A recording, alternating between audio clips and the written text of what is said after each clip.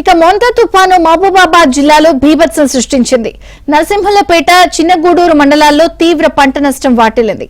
సుమారు 100 ఎకరాల వరి పంట నీట మునగడంతో అన్నదాతలు ఆవేదన వ్యక్తం చేస్తున్నారు. ప్రభుత్వం స్పందించి తమను ఆదుకోవాలని రైతులు కోరుతున్నారు.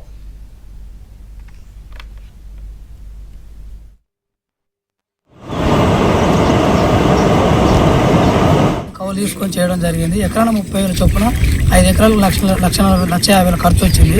ప్రభుత్వం దీన్ని స్పందించి దానికి నష్టపరిహారం అందించాలని కోరుకుంటారు. పొలం ఉన్నది, అప్పు సప్పు తెచ్చి ఒక 50,000 అప్పు తెచ్చి పెట్టిన ఓ రైతు దగ్గర తెచ్చిన తీరా ట్రాక్టర్లకి అయితేంది, కూలీళ్ళకి అయితేంది, మందు బత్తాలకి అంతా సికాపు పడి తెచ్చినాం పెట్టినాం.